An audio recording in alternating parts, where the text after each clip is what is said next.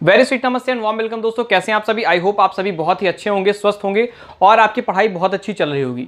आज हम इस वीडियो में बात करने वाले हैं कॉन्सेप्ट ऑफ एक्सीलरेटर की। इससे पहले हम मल्टीप्लायर की बात कर चुके हैं, लगभग सभी प्रकार के मल्टीप्लायर की बात कर चुके हैं। अभी केवल सुपर मल्टीप्लायर और बैलेंस वजन मल्टीप्लायर बचा है, जो आने वाली वीडियोज में हम कवर करेंगे। देखिए, एक्सीलरेटर का कॉन्सेप्ट जो है वो J.M. क्लार्क द्वारा दिया गया था 1917 में, यानी 1917 में। ठीक है, उसके बाद इसको J.R. हिक्स ने, पॉल एम सैमुअल्सन ने, हेरॉड ने आगे ले जाकर इस पर काफी सारा काम किया। तो इस वीडियो में हम समझेंगे कि क्लार्क क्या कहते हैं इसके बारे में, हिक्स क्या कहते हैं, सैमुअल्सन क्या कहते हैं, और उसके बाद हिक्स जो है मल्टीप्लायर और एक्सीलरेटर को मिलाकर कैसे सुपर मल्टीप्लायर बना देते हैं, वो हम आने वाले सुपर मल्टीप्लायर का जो है कॉन्सेप्ट हम अगले वीडियो में करेंगे। यहां हम केवल एक्सीलरेटर को समझेंगे। लेकिन एक्सीलरेटर समझने से पहले हमको पता होना चाहिए कि इन्वेस्टमेंट क्या होता है। एक्चुअल कॉन्सेप्ट पता होना चाहिए कि इन्वेस्टमेंट में ऑटोनॉमस इन्वेस्टमेंट क्या होता है और इंड्यूस्ड इन्वेस्टमेंट क्या होता है। ठीक है, क्योंकि इसमें इसी का खेल है, ऑटोनॉमस इन्वेस्टमेंट और इंड्यूस्ड इन्वेस्टमेंट का। जो मल्टीप्लायर है वो ऑटोनॉमस इन्वेस्टमेंट पर डिपेंड करता है, जबकि जो आपका एक्सीलरेटर है वो इंड्यूस्ड इन्वेस्टमेंट के कारण होता है। ठीक है, तो हम इस पूरे बात करने वाले हैं इस वीडियो में। आप ध्यान से बहुत दिमाग खोल कर देखिए। अगर कुछ नोट करने वाले पॉइंट मिल जाते हैं तो आप उसको कॉपी पेन लेकर बैठिए और नोट करते जाइए। और अगर आपको ये वीडियो पसंद आ रहा हो तो आप मेरे मोटिवेशन लेवल को बढ़ा सकते हैं। किसके थ्रू? लाइक के थ्रू थम्स अप दीजिए और मेरा मोटिवेशन बढ़ाइए। कोई भी क्वेरीज हो आप कमेंट थ्रेड में लिखिए, उसका रिप्लाई मैं कोशिश करूंगा जल्द से जल्द करूं। और अगर आप चैनल पर नए आए हैं तो चैनल को सब्सक्राइब कर लीजिए, ताकि मैं जितने भी वीडियोज अपलोड करूं उसका नोटिफिकेशन आपको टाइमली पहुंचता रहे। तो चलिए स्टार्ट करते हैं। तो सबसे पहले मैंने क्या कहा? पहले कहा कि मैं इन्वेस्टमेंट के बारे में बात होनी चाहिए ना। पहले हमें इन्वेस्टमेंट पता होनी चाहिए कि इन्वेस्टमेंट है क्या। तो सबसे पहले हम इन्वेस्टमेंट की बात कर लेते हैं, फिर हम बात करेंगे एक्सीलरेटर और मल्टीप्लायर, इन सब की मतलब समझते हुए चलेंगे। देखो, इन्वेस्टमेंट क्या होता है पहले समझो। इन्वेस्टमेंट कुछ और नहीं है, expenditure on capital stock. It is called investment. Simple भाषा में कहो तो क्या कहेंगे?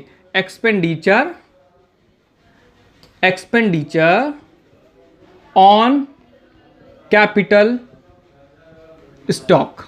ठीक, कैपिटल स्टॉक पे जो भी हम एक्सपेंडिचर करते हैं वही हमारा इन्वेस्टमेंट है। यानी हमने 4 मशीन पहले खरीद रखी थी, हमने एक और मशीन खरीद ली, और तो क्या हुआ, हमारे पास जो डिफरेंस आया, यानी 4 मशीन पहले थी, अब एक मशीन और खरीद ली, यानी एक हमने मशीन बढ़ा दी। और ये क्या था? वो जो है कैपिटल स्टॉक में हमने बढ़ोतरी कर दी। और ये कैपिटल स्टॉक क्या है? यही इन्वेस्टमेंट है। यानी अगर हम कहें कि capital stock at the time of T, यानी इस समय जो कैपिटल स्टॉक है माइनस जितना पिछले समय में था। ठीक है, जितना पिछले समय में था, यानी के टी माइनस 1, इसको क्या कह देंगे? इसको हम कह देंगे डेल्टा के। और डेल्टा के क्या होगा? वो होगा इन्वेस्टमेंट।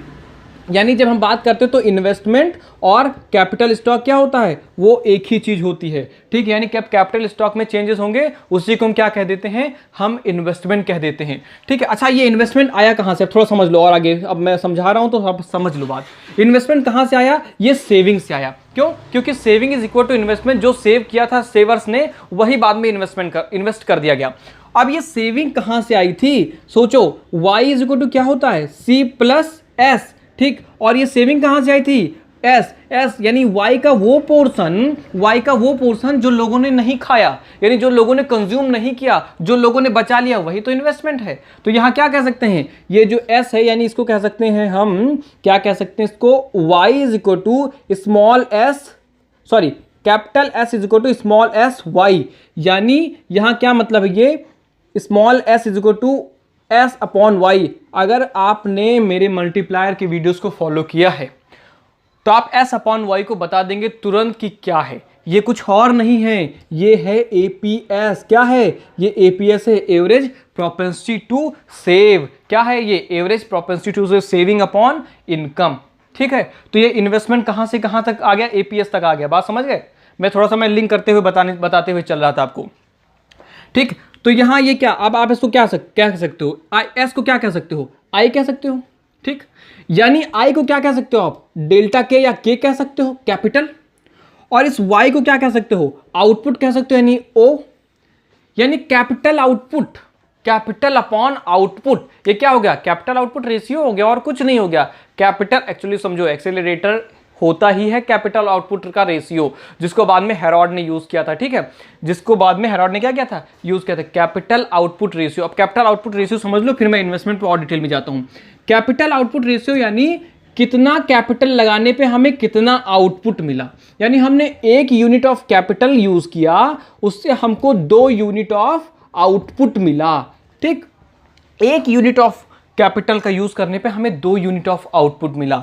हमने 4 यूनिट ऑफ कैपिटल यूज किया, हमें 10 यूनिट ऑफ आउटपुट मिला।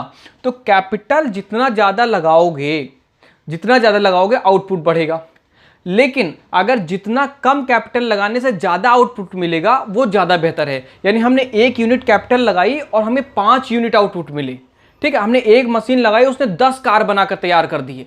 ठीक है, तो उससे क्या हुआ, कैपिटल आउटपुट रेशियो का वैल्यू क्या हो गई, कम हो गई। और जहां कैपिटल आउटपुट रेशियो की वैल्यू कम होती है वो ज्यादा अच्छा माना जाता है, इसीलिए क्योंकि अगर कैपिटल कम लगाओगे आउटपुट ज्यादा मिलेगा, यानी आपने इन्वेस्टमेंट कम किया आउटपुट ज्यादा मिलेगा, तो वो अच्छा होगा ना। यानी जब कैपिटल आउटपुट रेशियो की वैल्यू कम होगी, यानी आउटपुट की, यानी यहां पर डिनोमिनेटर का जो अगर वैल्यू ज्यादा होगी तो क्या होगा, अच्छा माना जाएगा। यानी जितना कैपिटल आउटपुट रेशियो कम उतना अच्छा, जितना कैपिटल आउटपुट रेशियो ज्यादा उतना बेकार। मेरा समझाने का यही मतलब था यहाँ पे। ठीक है, ये याद रखना, क्योंकि अभी इसका मैं आगे जब एक्सीलरेटर के फॉर्मूले की बात करूंगा तो मैं वहाँ यूज करूंगा। इसलिए जब मैं पढ़ाना स्टार्ट करता हूँ तो बहुत बेसिक लेवल से स्टार्ट करता हूँ कि आप ये ना कहिए कि हमने ये नहीं पढ़ा था।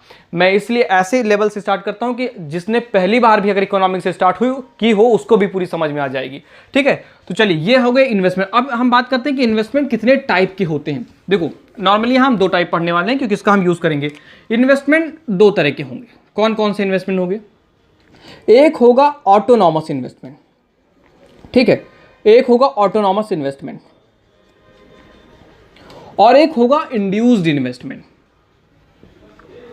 इंड्यूस्ड इन्वेस्टमेंट समझो, ये इसको कहेंगे AI और इसको क्या कहेंगे, II। ऑटोनॉमस इन्वेस्टमेंट और इंड्यूस इन्वेस्टमेंट दोनों का हम इस्तेमाल यहां करने वाले हैं। ठीक है, कब कहेंगे ऑटोनॉमस और कब कहेंगे इंड्यूस हम समझते हैं। देखो, ऑटोनॉमस इन्वेस्टमेंट एक ऐसा इन्वेस्टमेंट होता है जो गवर्नमेंट करती है। नॉर्मली उसे कौन करती है, सरकारें करती हैं। ठीक है, और वो फिक्स्ड अमाउंट ऑफ इन्वेस्टमेंट होता है, वो चेंज नहीं होता। क्यों चेंज नहीं होता, क्योंकि वो किसी के इनकम पर डिपेंड नहीं करता, वो गवर्नमेंट करती ही करती है। इसीलिए अगर हम यहाँ इनकम लें और यहाँ इन्वेस्टमेंट लें तो जो ऑटोनॉमस इन्वेस्टमेंट का कर्व होता है वो ऐसे होता है। क्या होता है, परफेक्टली इलास्टिक होता है। परफेक्टली क्या होता है, इलास्टिक होता है। यानी अगर इनकम Y1 यहाँ थी और Y2 यहाँ हो जाती है तो इन्वेस्टमेंट में कोई चेंज नहीं होता है। और जो ऑटोनॉमस इन्वेस्टमेंट होता है वो फिजिकल पॉलिसी पर डिपेंड करता है कि आपकी गवर्नमेंट की फिजिकल पॉलिसी कैसी है। ज्यादा गवर्नमेंट पब्लिक एक्सपेंडिचर करेगी तो जाहिर सी बात ऑटोनॉमस इन्वेस्टमेंट बढ़ जाएगा, कम करेगी ऑटोनॉमस इन्वेस्टमेंट कम हो जाएगा। समझ गए आप, ऑटोनॉमस इन्वेस्टमेंट गवर्नमेंट के द्वारा किया जाता है। अब बात करते हैं इंड्यूस्ड इन्वेस्टमेंट की। इंड्यूस्ड में नाम ही आता है इंड्यूस्ड। ठीक है, इंड्यूस मतलब जो चीजें फोर्स करती हैं इन्वेस्टमेंट करने के लिए। और ऐसी कौन सी चीज होगी जो एक प्रोडक्ट, अगर सपोज करो आप प्रोड्यूसर हो तो आपको ऐसी कौन सी चीज होगी जो आपको फोर्स करेगी कि आप इन्वेस्टमेंट करिए, प्रॉफिटेबिलिटी। अगर प्रॉफिट मार्केट में मिल रहा है तो आप सोचोगे लाओ मार्कर बनाने में अगर प्रॉफिट आ रहा है तो चलो मार्कर बनाते हैं हम, और मार्कर बनाकर क्या करते हैं, प्रॉफिट कमाते हैं। और प्रॉफिट कैसे मिलेगा, जब आपकी प्राइस ज्यादा होगी। ठीक है, क्या होगी आपकी जब प्राइस ज्यादा होगी। यानी जो इंड्यूस्ड इन्वेस्टमेंट होता है वो किस पर डिपेंड करता है, वो डिपेंड करता है प्रॉफिटेबिलिटी पर। किस पर डिपेंड करता है, प्रॉफिटेबिलिटी और लोगों की क्या, इनकम। ठीक, यानी इसका ग्राफ ऐसे बनता है। देखो, अगर ये इनकम ले लो, यहां इन्वेस्टमेंट ले लो, तो इसका ग्राफ ऐसे बनता है II। यानी जैसे जैसे आपकी इनकम बढ़ेगी, ये अगर आपकी इनकम Y1 है तो यहां आपका इन्वेस्टमेंट I1 है यहां पे, और जैसे आपकी इनकम बढ़ जाती है तो यहां पर आपका ये इन्वेस्टमेंट हो जाएगा I2। यानी जैसे आपकी इनकम बढ़ी आपकी इन्वेस्टमेंट बढ़ जाएगी। अब ये इनकम बढ़ने से इन्वेस्टमेंट क्यों बढ़ता है ये हम समझने की कोशिश करने वाले हैं। ठीक, तो आपको बात समझ में आ गई कि ऑटोनॉमस इन्वेस्टमेंट और इंड्यूस्ड इन्वेस्टमेंट क्या होता है। ऑटोनॉमस इन्वेस्टमेंट गवर्नमेंट के द्वारा किया जाता है जो कि फिजिकल पॉलिसी पर डिपेंड करता है, जबकि जो इंड्यूस्ड इन्वेस्टमेंट होता है वो प्रॉफिटेबिलिटी पर डिपेंड करता है, प्रॉफिटेबिलिटी और इनकम पर डिपेंड करता है, और वो प्राइवेट फर्म्स द्वारा, प्राइवेट प्रोड्यूसर या एंटरप्रेन्योर द्वारा किया जाता है। ठीक है, अच्छा एक चीज मैं आपको यहाँ बता दे रहा हूँ, अगर इन्वेस्टमेंट की बात चल रही तो एक चीज और समझ लो कि इन्वेस्टमेंट किन किन चीजों पर डिपेंड करता है। तो देखो, इन्वेस्टमेंट जो है 2 चीजों पर डिपेंड करता है। एक होता है MEI, ठीक, और एक होता है ROI। ठीक है। MEI को कहते हैं मार्जिनल इफिशियंसी ऑफ इन्वेस्टमेंट, या इसको कहते हैं marginal efficiency of capital. Question पूछा गया है ये, मार्जिनल इफिशियंसी ऑफ इन्वेस्टमेंट क्या होता है? Marginal efficiency of investment is equal to होता है, ये रेशियो होता है प्रोस्पेक्टिव एल्ड का, prospective yield upon supply price. क्या होता है ये? Supply price into 100।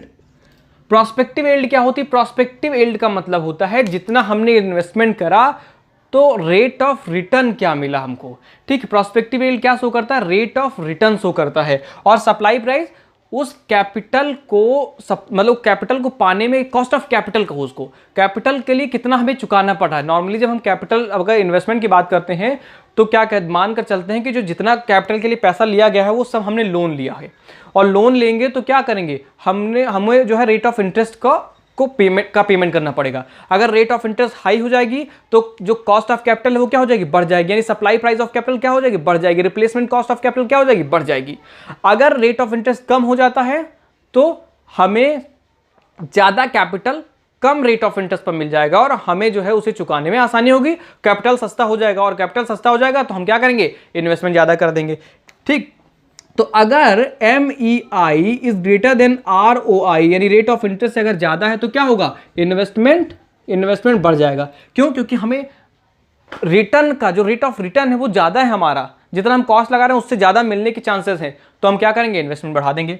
अगर MEI is less than ROI है तो क्या करेंगे? हम इन्वेस्टमेंट घटा देंगे, क्योंकि रेट ऑफ इंटरेस्ट ज्यादा है और कैपिटल महंगा होता जा रहा है, तो हम इन्वेस्टमेंट घटा देंगे। और अगर MEI या MEC is equal to rate of interest है तो कोई चेंज नहीं होगा, नो चेंज, कोई चेंज नहीं होगा। ये पूरा था इन्वेस्टमेंट का कॉन्सेप्ट। अब इस इन्वेस्टमेंट के कॉन्सेप्ट से हम बढ़ेंगे मल्टीप्लायर के थोड़ा सा छूते हुए, फिर चलेंगे हम अपने मेन कॉन्सेप्ट पर, एक्सीलरेटर। ठीक है, मल्टीप्लायर मैंने आपको पूरा पढ़ा दिया, लेकिन मैं थोड़ा सा जाहिर सी बात थोड़ा आपको इंट्रो तो करा ही दूं उसका एक बार फिर से। ठीक, देखो मल्टीप्लायर क्या होता है? के बराबर delta y upon delta I होता है कि नहीं होता है? और मल्टीप्लायर और उसमें संबंध क्या होता है? एमपीसी में, मल्टीप्लायर और एमपीसी में के is equal to 1 upon 1 minus b होता है कि नहीं होता? ये पढ़ा है कि नहीं पढ़ा आपने? ये क्या होता है? मल्टीप्लायर यानी आपके इन्वेस्टमेंट में चेंज करने से इनकम में कितने गुने की वृद्धि होती है। आपने इन्वेस्टमेंट में कोई चेंजेस करा तो आपके इनकम में कितने टाइम्स की वृद्धि हो जाती है, उसे क्या कहते हैं? उसे कहते हैं हम मल्टीप्लायर। अब यहां समझने वाली बात थी कि जो यहां आई की बात हो रही है, ये आई कौन सा? आपके दिमाग में उठेगा कि सर अभी आपने दो आई बताए हमें, एक होता है ऑटोनॉमस इन्वेस्टमेंट और एक होता है इंड्यूस्ड इन्वेस्टमेंट। सर जब मल्टीप्लायर की हम बात करते हैं तो क्या हम ऑटोनॉमस इन्वेस्टमेंट की बात करते हैं या हम इंड्यूस्ड इन्वेस्टमेंट की बात करते हैं?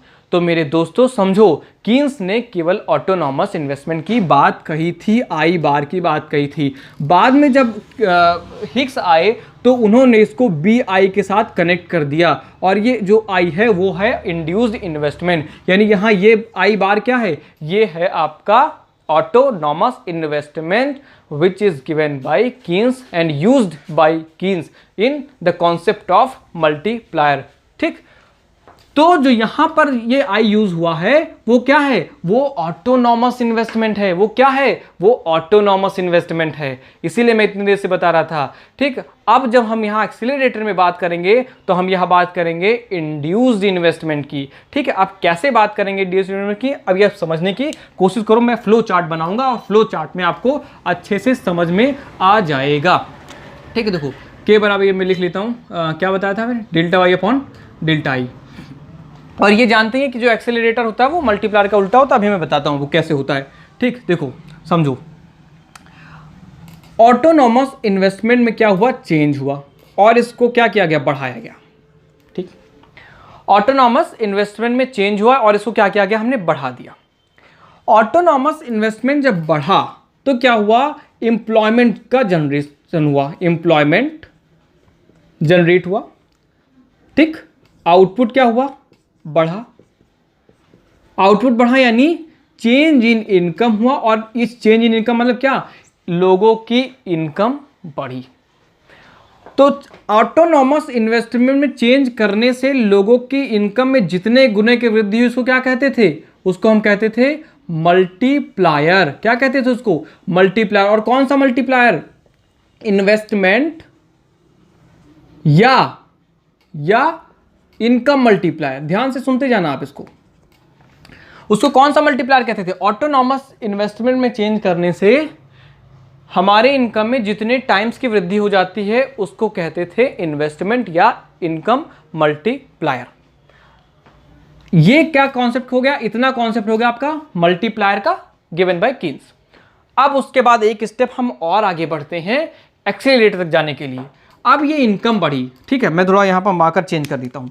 अब यहाँ इनकम बढ़ी, और जब इनकम बढ़ेगी तो क्या होगा? अगला स्टेप सोचो आप थोड़ा, क्या होगा?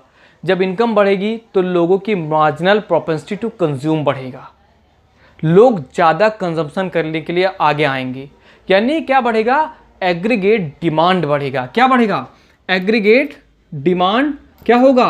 वो बढ़ेगा। क्या होगा? वो बढ़ेगा, जो कि एग्रीगेट सप्लाई से ज़्यादा होगा। यानी जब इनकम बढ़ गई तो एग्रीगेट डिमांड इतना बढ़ गया कि सप्लाई उतना रहेगा ही नहीं। अब जब सप्लाई उतना नहीं रहा तो आप जानते हैं कि जब सप्लाई कम डिमांड ज़्यादा, प्राइस हाई, इन्फ्लेशन की प्रॉब्लम, तो क्या हो जाएगा? प्राइस आपका बढ़ जाएगा। प्राइस बढ़ गया। अब ये चीज़ ऑब्जर्व कौन कर रहा है? प्रोड्यूसर बैठा देख रहा है, कह रहा है अरे डिमांड बढ़ गई, सप्लाई है नहीं, प्राइस बढ़ रही, प्राइस बढ़ गया, इसमें तो हमारा प्रॉफिट हो सकता है। लेकिन अगर ये प्राइस जो है परमानेंट बढ़ा रहा, टेम्परेरी मतलब 2-4 दिन के लिए बढ़ा और सप्लाई बन गई तो नहीं, अगर ये प्राइस परमानेंट राइज हो गया तो जो प्रोड्यूसर है वो सोचेगा अरे अब तो प्रोडक्शन करना सही है, प्रॉफिट खूब होगा क्योंकि प्राइस बढ़ी हुई है और बहुत लोगों की इनकम बढ़ रही है, तो इस समय इन्वेस्टमेंट करो और लगा दो, बनाना शुरू करो, चीज़ों को बनाओ और बेचो और प्रॉफिट कमा लो, पैसा बना लो। तो प्रोड्यूसर क्या करेगा? If the price change is permanent, ठीक। अब जब ये परमानेंट है तो हमने जब लॉ ऑफ डिमांड पढ़ा तो साथ में लॉ ऑफ सप्लाई भी पढ़ा था। जब लॉ ऑफ सप्लाई में पढ़ा था कि जब प्राइस बढ़ेगी तो सप्लाई भी बढ़ेगी। तो यहां क्या काम करेगा? लॉ ऑफ सप्लाई काम करेगा। लॉ ऑफ सप्लाई काम किया और आपका क्या हुआ? आपका प्रोडक्शन बढ़ गया यानी आपका इन्वेस्टमेंट बढ़ गया। क्या बढ़ गया? इन्वेस्टमेंट बढ़ गया। और ये इन्वेस्टमेंट कौन सा? इंड्यूस्ड इन्वेस्टमेंट बढ़ा। यहां पर इंड्यूस्ड इन्वेस्टमेंट क्या हुआ? इंड्यूस्ड इन्वेस्टमेंट बढ़ गया, यानी आपका इंड्यूस्ड इन्वेस्टमेंट में क्या हुई? बढ़ोतरी हो गई। क्यों? क्योंकि प्रॉफिटेबिलिटी के कारण। और प्रॉफिटेबिलिटी किस चीज के कारण? एग्रीगेट डिमांड के कारण, क्योंकि एग्रीगेट डिमांड बढ़ा है जिसके कारण प्राइस बढ़ी और जिसके कारण लोगों ने प्रॉफिटेबिलिटी सोची। एग्रीगेट डिमांड किस लिए बढ़ा? क्योंकि इनकम बढ़ी। बात समझ में आ रही है आपको? अभी मैं फॉर्मूला लिखूंगा, आपको बिल्कुल समझ में आ जाएगा कि हाँ ये तो मल्टीप्लायर का बिल्कुल उल्टा है, ठीक है। जैसे इनकम बढ़ी, एग्रीगेट डिमांड बढ़ा जो कि एग्रीगेट सप्लाई से ज्यादा था, प्राइस बढ़ गया, लोगों जो प्रोड्यूसर है उन्होंने सोचा हाँ अगर प्राइस परमानेंट बढ़ रही है तो लॉ ऑफ सप्लाई लागू हुआ और इंड्यूस्ड इन्वेस्टमेंट बढ़ गया। और अगर इंड्यूस्ड इन्वेस्टमेंट बढ़ गया तो क्या होगा? फिर से एम्प्लॉयमेंट क्रिएशन होगा, ठीक।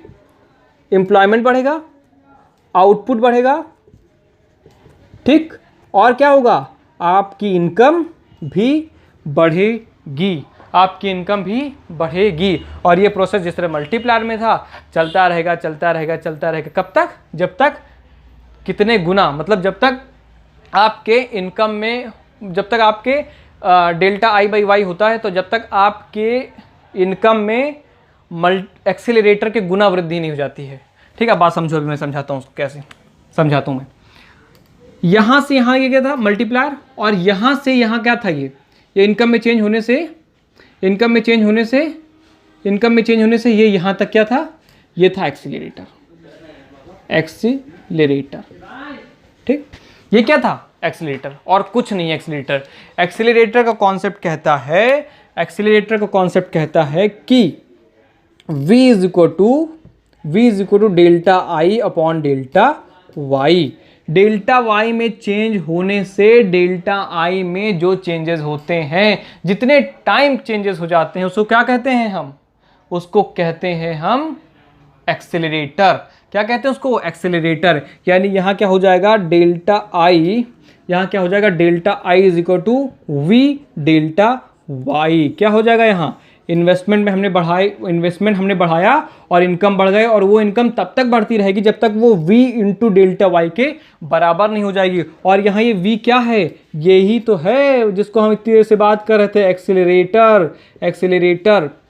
ठीक है, एक्सीलरेटर है। एक्चुअली जब मैं पढ़ाता हूँ तो फ़ैन ऑफ कर देता हूँ, क्योंकि अगर मैं फ़ैन ऑन रखूँगा तो बहुत सारी आवाज़ माइक में आएगी, जिसके कारण पढ़ाते समय मुझे पसीना बहुत ज़्यादा हो जाता है। ठीक, तो कई बार पसीना क्या होता है, चश्मे पे आ जाता है, तो इसलिए मुझे कभी कभी मैं बहुत तेज़ी से पढ़ाने लगता हूँ कि जितनी जल्दी मैं इसे कवर कर पाऊँ, ताकि थोड़ा पसीना कम हो पाए, मैं फ़ैन ऑन कर सकूँ। ठीक, तो आप समझिए वही इस समय फिर से हालात हो रहे हैं, समझो, क्योंकि इसीलिए मेरी स्पीड बढ़ जाती है। कभी कभी मैं बहुत जल्दी मैंने आपने कई वीडियो में देखा होगा कि मैं बहुत तेज़ी से पढ़ाकर ख़त्म कर दे रहा हूँ, क्योंकि इतना ज़्यादा पसीना हो जाता है कि फिर मैं उसे मैनेज कर पाने में मुझे बड़ी प्रॉब्लम हो जाती है। v is equal to delta I upon delta Y, यानी delta is equal to we delta Y, यानी हमने जो इनकम में आपकी बढ़ोतरी हुई थी वो अल्टीमेटली आपके इनकम में तब तक बढ़ोतरी करती रहेगी और आपके इन्वेस्टमेंट में बढ़ाएगी। वो इन्वेस्टमेंट तब तक बढ़ता रहेगा जब तक आपका ये v इंटू डेल्टा वाई के बराबर नहीं होता। और आप देख रहे हैं कि v बराबर क्या हो रहा है, डेल्टा, कहाँ लिखा था, delta I upon delta y, delta I upon delta y, और k बराबर क्या होता है, k बराबर होता है delta y upon delta I. अब आपको दिख रहा है कि ये इसका विपरीत है कि नहीं है, ये उल्टा है कि नहीं है, ये है आपका मल्टीप्लायर, ये है आपका एक्सीलरेटर। एक्सीलरेटर अपोजिट है मल्टीप्लायर के कि नहीं है। जब हम मल्टीप्लायर की बात करते हैं तो याद रखना कि हम ऑटोनॉमस इन्वेस्टमेंट की बात करते हैं, और जब हम एक्सीलरेटर की बात करते हैं तो याद रखना हम इंड्यूस्ड इन्वेस्टमेंट की बात करते हैं। अब थोड़ा सा आगे और बढ़ते हैं, ठीक है, आगे हम क्या करते हैं और बढ़ते हैं। देखो, अब आपने अभी पढ़ा कि v इज इक्वल टू क्या होता है, delta I upon delta Y, यानी इनकम में चेंजेस होने की वजह से इन्वेस्टमेंट में जो चेंजेस होता है या इंड्यूस्ड इन्वेस्टमेंट में जो चेंज होता है उसको क्या कहते हैं, उसको हम कहते हैं एक्सीलरेटर। और यहाँ इसका उल्टा था कि इन्वेस्टमेंट में जो चेंजेस होते हैं उसके कारण जो इनकम में चेंजेस होते हैं उसको क्या कहते हैं, हम मल्टीप्लायर कहते हैं। ठीक है, अब यहाँ देखो, डेल्टा आई को हम क्या कह सकते हैं, डेल्टा आई को हम क्या डेल्टा के कह सकते हैं, चेंज इन कैपिटल स्टॉक ही तो है, जैसा मैंने स्टार्टिंग में बताया था, याद रखिएगा। हम यहाँ y को क्या कह सकते हैं, हम आउटपुट कह सकते हैं ना, यानी v बराबर क्या कह सकते हैं हम, कैपिटल आउटपुट रेशियो ही तो है।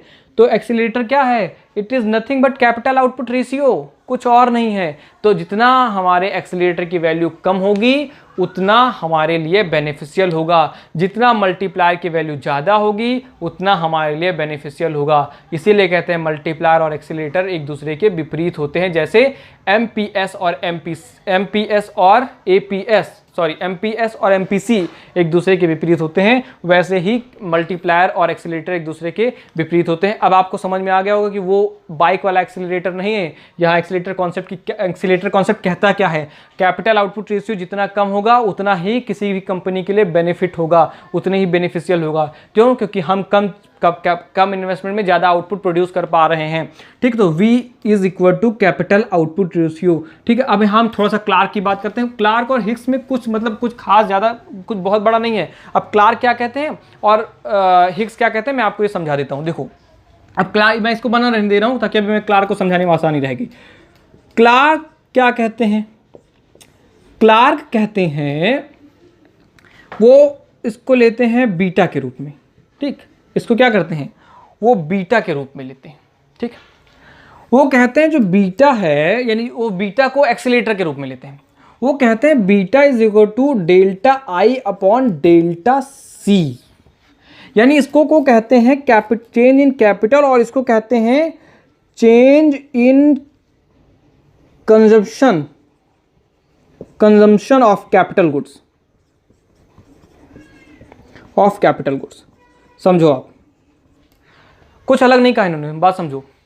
ये कहते हैं कि हम एक्सेलरेटर उसे कहेंगे, यानी जब हम delta I upon delta c की बात करेंगे, यानी जब हम कंजम्पशन ऑफ कैपिटल गुड की डिमांड बढ़ाएंगे। यानी समझो, अगर मोबाइल बनाने वाली कंपनियां मोबाइल बना रही हैं, अगर कंज्यूमर क्या करें, मोबाइल की डिमांड बढ़ा दें। अगर कंज्यूमर मोबाइल की डिमांड बढ़ा देंगे तो जो प्रोड्यूसर्स हैं वो मोबाइल बनाने वाली मशीनों की डिमांड बढ़ा देंगे। तो ये कहते हैं कि जो एक्सीलरेटर है वो इन सीधे जो है वो कंजप्शन ऑफ कैपिटल गुड्स पर डिपेंड करता है, यानी कंजप्शन ऑफ कैपिटल। अब यहाँ देखो जैसे क्या ऑटोनॉमस इतना दूर हुआ था, अब जैसे इनकम बढ़ेगी ये कहते हैं कि कंजप्शन ऑफ कैपिटल गुड बढ़ गया। ये क्या कहते हैं, ये कहते हैं एग्रीगेट डिमांड में क्या हुआ, कंजप्शन ऑफ कैपिटल गुड बढ़ गया। जब कंजप्शन ऑफ कैपिटल गुड बढ़ गया तो यहाँ पर इंड्यूस इन्वेस्टमेंट की बात करते हैं कि ये लोग जो है बहुत उत्साहित हो जाएंगे और वो क्या करेंगे, मशीनों को ऑर्डर कर देंगे कि भाई नई नई मशीन लाओ, क्योंकि बहुत ज़्यादा लोग मोबाइल की डिमांड कर रहे हैं, मोबाइल ज़्यादा बनाओ। तो क्या हो जाएगा, यहाँ इंड्यूस इन्वेस्टमेंट होगा। इनके कहने का मतलब ये है, कहते हैं कि जब कंजप्शन ऑफ कैपिटल गुड बढ़ जाएगा तो जो प्रोड्यूसर्स गुड्स हैं, यानी जो गुड्स प्रोड्यूस कर रही हैं इन गुड्स को, उनकी डिमांड बढ़ जाएगी। यानी उनकी डिमांड बढ़ने का मतलब ही है न्यू इन्वेस्टमेंट यानी इंड्यूस्ड इन्वेस्टमेंट, और जिसके कारण अल्टीमेटली क्या बढ़ जाएगी, इनकम बढ़ जाएगी। क्या कह रहे हैं ये, कह रहे हैं ऑटोनॉमस इन्वेस्टमेंट बढ़ा, आपका एम्प्लॉयमेंट बढ़ा, आउटपुट बढ़ा, इनकम बढ़ा। अब ये क्लार्क कह रहे हैं कि जब इनकम बढ़ेगी तो जो कंजम्पशन ऑफ कैपिटल गुड है वो बढ़ जाएगा। क्यों, क्योंकि डिमांड फॉर जो डिमांड फॉर कैपिटल गुड्स बढ़ जाएंगी। क्यों बढ़ जाएंगी, क्योंकि लोग जो है उन कैपिटल गुड्स जैसे मोबाइल फ़ोन है या ई रिक्शा है या बसेस हैं, अगर इनकी डिमांड बढ़ गई तो जो इनको बनाने वाली कंपनीज हैं और इनके बनाने वाले मशीन्स हैं उनकी भी डिमांड बढ़ जाएगी। और उनकी डिमांड बढ़ना यानी कैपिटल स्टॉक में वृद्धि, और कैपिटल स्टॉक में वृद्धि यानी न्यू इन्वेस्टमेंट। और न्यू इन्वेस्टमेंट क्यों, क्योंकि ये एग्रीगेट डिमांड बढ़ने की वजह से हुआ है और प्रॉफिटेबिलिटी बढ़ा है, इसलिए ये इंड्यूस्ड इन्वेस्टमेंट है। बात समझ में आई। तो इसके बढ़ने की वजह से इस इंड्यूस्ड इन्वेस्टमेंट में बढ़ोतरी हो जाएगी। बात समझ में आ गई। ये कहते हैं क्लार्क। उसके बाद जब हिक्स की बात आती है तो कुछ नहीं, हिक्स जो अभी तक मैंने समझाया है आपको ये पूरा हिक्स ही कहते हैं। हिक्स कहते हैं, इसको गामा के रूप में लेते हैं और कहते हैं ये delta I upon delta y होता है। क्या होता है, delta I upon delta y, जैसा मैंने कहीं लिखा था अभी मिटा दिया। ये कहते हैं gamma is equal to delta I upon delta Y, यानी जो एक्सेलरेटर यानी जो इंड्यूस्ड इन्वेस्टमेंट है वो केवल कंजप्शन ऑफ कैपिटल गुड्स के कारण नहीं बढ़ता है, वो साथ में डिमांड फॉर नेशनल आउटपुट या नेशनल प्रोडक्ट्स के कारण भी बढ़ता है। यानी जैसे ही नेशनल इनकम बढ़ेगी, पूरा वही केस जो मैंने अब तक आपको समझाया है, जैसे ही डेल्टा वाई बढ़ेगा एग्रीगेट डिमांड बढ़ेगा, जो कि एग्रीगेट सप्लाई से ज़्यादा होगा, प्राइसेस बढ़ेंगी, लोगों को प्रॉफिटेबिलिटी बढ़ेगी। ठीक है, प्रॉफिटेबिलिटी बढ़ेगी, लॉ ऑफ सप्लाई काम करेगा, इंड्यूस्ड इन्वेस्टमेंट बढ़ जाएगा और इंड्यूस्ड इन्वेस्टमेंट बढ़कर अल्टीमेटली फिर इंप्लॉयमेंट जनरेट करेगा, आउटपुट जनरेट करेगा और लोगों की इनकम बढ़ाएगा। और ये इनकम तब तक बढ़ाएगा जब तक ये इन्वेस्टमेंट तब तक बढ़ता रहेगा जब तक ये गामा डेल्टा वाई के बराबर नहीं हो जाता है। और कुछ नहीं कहा था हिक्स और क्लार्क ने। बात समझ में आई आपको।